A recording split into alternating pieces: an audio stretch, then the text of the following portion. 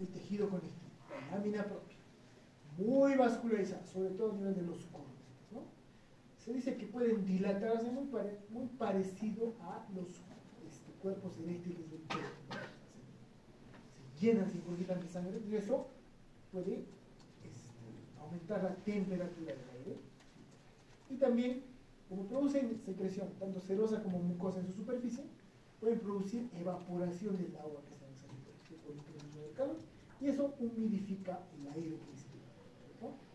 Entonces le da mayor fracción de agua. Entonces va a tener plexos arteriales y venosos y muchas glándulas cero mucosas, es decir, secreción serosa y secreción mucosa. Va a tener células de tejido conectivo con los mastocitos o células plasmáticas. Ese tejido conectivo laxo, cuando se edematiza, por ejemplo en un catarro, una infección respiratoria viral, aumenta su espesor y reduce el espacio de la cavidad nasal. Y por eso cuando estás con resfrío sientes congestión nasal, sientes que no puedes pasar el aire. ¿Por qué? Porque el edema de la lámina propia reduce la luz de la cavidad nasal. Lo mismo pasa en las reacciones alérgicas. Hay procesos alérgicos localizados. Por ejemplo, pacientes que tienen alergia a algunos polvos, por ejemplo, ¿no? A veces el polen de algunas plantas puede generar una reacción alérgica, ¿no? Entonces los mastocitos liberan histamina y se edematiza esta zona, ¿no? Entonces los pacientes tienen esa sensación de congestión crónica, ¿no? Y también vamos a tener tejido linfótico, folículos linfoideos difusos en esta zona, ¿no? Entonces, ahora, como hemos dicho, en el techo de la cavidad olfatoria, el tercio superior del tabique, tanto óseo como cartilaginoso, va a estar el epitelio respiratorio, perdón, el epitelio olfatorio, o también llamada pituitaria. Va a tener un color amarillento. Básicamente en el epitelio olfatorio va a tener el mismo tipo de epitelio que la vía respiratoria, células estratificados y ciliados. Normalmente contiene dos células bien definidas, digamos. Las células olfatorias, que son células, neuronas bipolares, ¿no? Y las células subtentaculares, que entre comillas harían el papel de una neuroglia periférica, ¿no? Pues van a darle sostén mecánico, sostén metabólico a estas neuronas. Y también van a sintetizar y secretar las proteínas fijadoras de sustancias odoríferas. Estas células subtentaculares son medio amarillentas. Es por eso que estas son las que le dan el color amarillento a la pituitaria. Y en el fondo vamos a tener células basales, células madre, ¿no? Entonces también va a ser un epitelio pseudoestratificado. Ahora, la lámina propia, igual, es tejido conectivo laxo, muy parecido al anterior, pero va a contener bien desarrolladas unas glándulas, ¿no? Estas de acá. Esta es una glándula, el adenómero de una glándula. Se van a llamar las glándulas de Bowman y van a producir una secreción serosa, ¿no? Que va a tener, por ejemplo, inmunoglobulina A, lactoferrina y lisosina.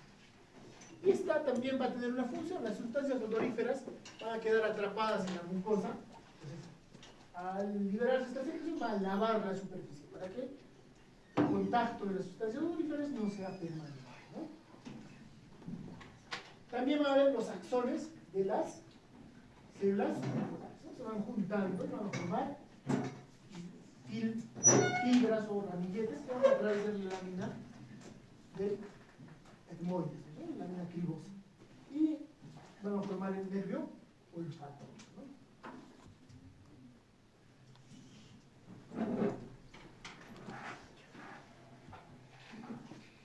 Normalmente las neuronas bipolares tienen microvellosidades largas, ¿no?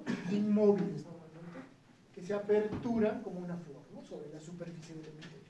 En la superficie del epitelio, en verde, el conducto de la glándula. Esto simplemente no tiene función, sino es para ampliar su superficie de contacto con las sustancias odoríferas, ¿no? Acá vemos nervios olfatorios, ¿verdad? Fibras nerviosas, acá está la glándula de Bowman, ¿no? Conducto de la glándula de Bowman y el epitelio, ¿no?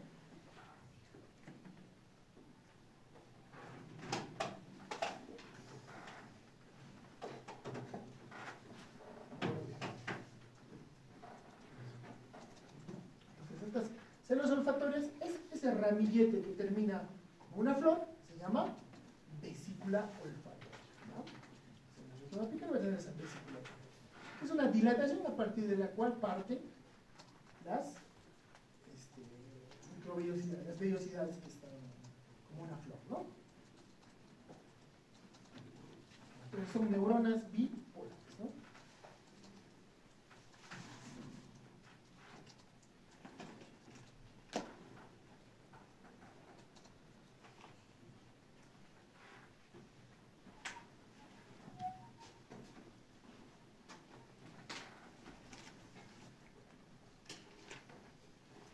Ahí vean la misma imagen tridimensional, ¿no?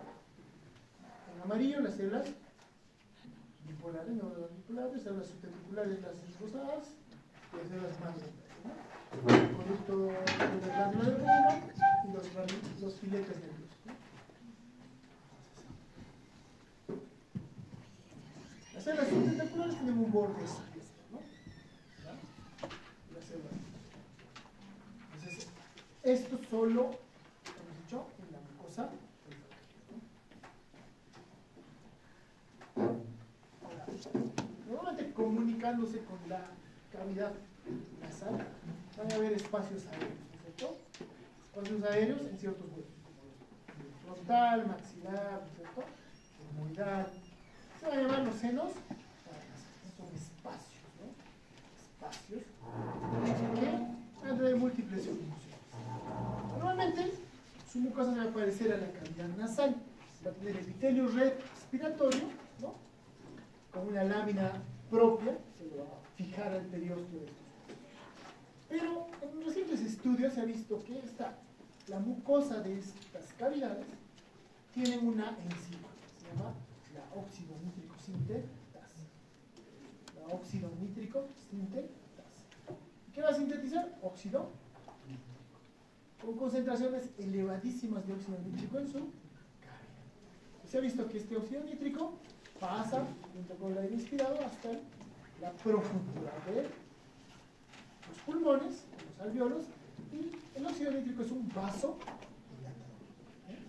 Esto va a favorecer el intercambio gaseoso, ¿no? Porque va a provocar que haya mayor flujo sanguíneo en estos capilares distales, ¿no? Entonces, esa es una de las funciones que tiene, que se ha descubierto en caso de senos paranasales. Además, es una caja de resonancia, ¿no? De la voz.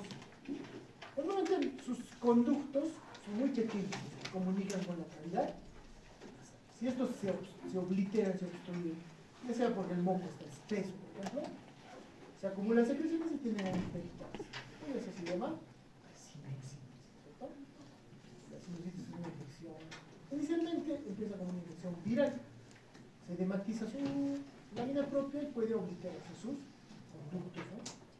Y se empieza a acumular y se suele infectar, ¿no? La sinusitis. Entonces el riesgo de la sinusitis, que por proximidad, la infección puede progresar al hueso y luego al sistema nervioso central, ¿no? Ese es el riesgo de la sinusitis en el que se trata, ¿no? ¿Hasta ahí se entendió? Entonces tenemos la fosa nasal. Las fosas nasales hemos dicho que van a terminar comunicándose con la faringe a través de las cuerdas, ¿cierto? La faringe tiene tres partes bien definidas. La parte superior, que se va a llamar la nasofaringe. La faringe, la parte media, que se llama la faringe oral o orofaringe, la laringofaringe o faringe laringe, ¿cierto? Entonces, dependiendo de la ubicación, la nasofaringe superior va a tener el epitelio respiratorio. Estamos hablando de esta. El plano que pasa por el paladar, ese es el plano de Cooper, ¿no? La nasofaringe y la oro. Ahora, normalmente, como pueden ver, tiene una porción horizontal y una porción vertical. Justo en la unión horizontal y vertical, aquí, suele haber una amígdala, un cúmulo de líquido, se llama amígdala